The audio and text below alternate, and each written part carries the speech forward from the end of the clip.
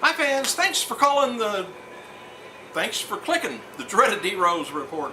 Got a lot of news. I'm going to try not to stumble too much, but anyway, last night's match between Maxine and Caitlyn on NXT has been universally panned by both wrestling fans and Joey Styles.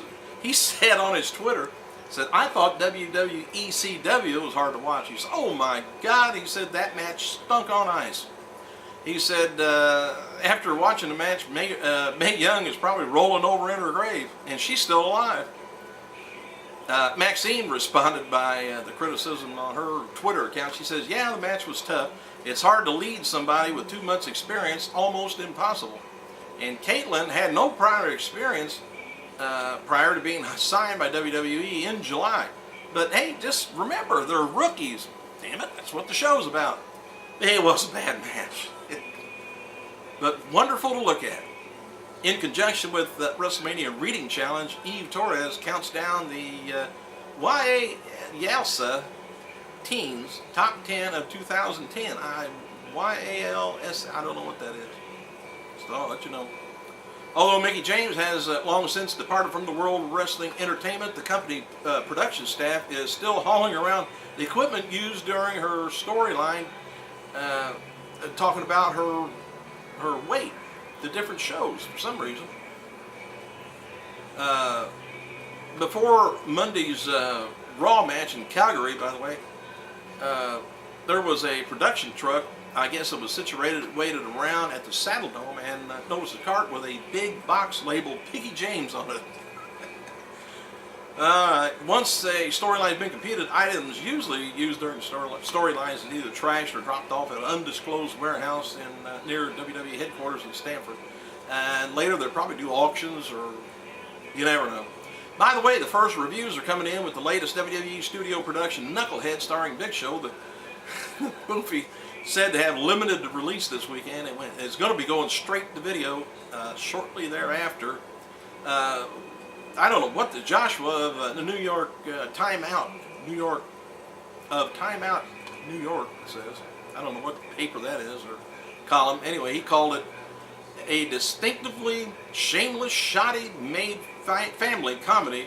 Said this WWE production for Big Show turns already crappy plot into a toxic, farce-laden, or rather fart-laden pile driver. Said the mere plot can be, the summary can't even begin to approximate the way you'll feel manhandled by the strictly wacky orchestrated score and more syrup on your pancake and the story element. So anyway, it really wasn't good. It said it takes special kind of failure to make Dwayne "The Rock" Johnson's efforts look like models of sparkling wit and unpredictability. All right. And then another review was Nick Shagger of Slant magazine. Never heard of that either. He asked if WWE produced film can't get squared circle action right, what they what could be expected of it. So they're putting down both wrestling and so anyway, TMZ has yet another update on an ongoing feud between New Jersey store jwwow and TNA Knockout Cookie. After, they're just probably trying to get some extra free publicity out of all this. After jwwow appearance on last week's episode of TNA Impact culminated in a catfight between the two women, Cookie continued to talk trash to TMZ about this Jersey store crap. So anyway, they want a rematch, of course. jwwow's reportedly got about 15,000 to come there and smack somebody around. Well, no, come to think of it, she got smacked out. No word yet on how close jwwow is reaching to deal with TNA to wrestle Cookie, but TMZ's pretty confident it's going to happen. Kevin Nash, he said goodbye to TNA locker room at last week's taping of Impact, the TV tapings. While he's still listed on the company website as a belief that he's legitimately leaving the company because he noted that two friends that he asked to take a pay cut and declined to sign or he was asked to take a pay cut and declined the new contract. There was much head shaking over TNA's wrestling re-signing Team 3D new contracts, I guess. While Brother Devon's not quite popular in the locker room, Brother Ray is considered a good backstage role. Many feels there's no money to be made bringing the two back to the tag team, let alone singles competition. They shouldn't have been re-signed, said one company source. No one in management gets it. To clarify, a number of people in management didn't want them re-signed, but TNA Dixie Carter, president, felt otherwise, and it was said that she really wanted to bring back the duo.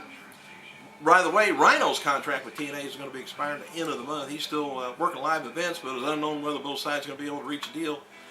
It's believed that the EV2 faction is sticking around for a while, but considering the company is light on former ECW wrestlers, a good chance he may stay.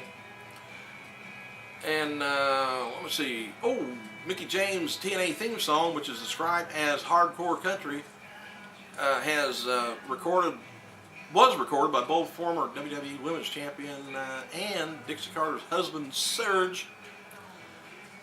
And according to a fan report from last night's WWE Superstar tapings, Nexus will make an appearance on this Thursday's show. Wade Barrett leads the group right out to the ring and talks about becoming WWE Champion of bragging rights. It's possible this was just done for the live crowd.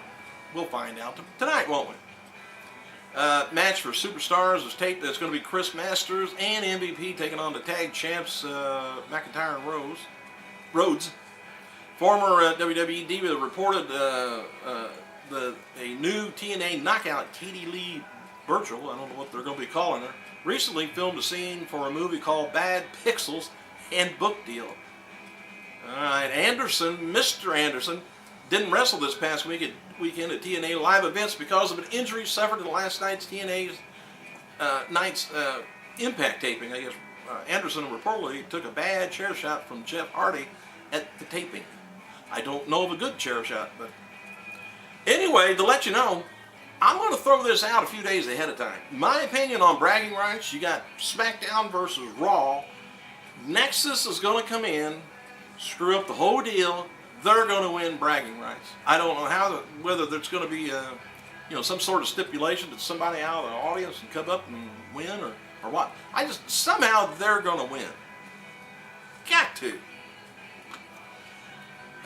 Leave your opinion. Am I wrong or am I wrong?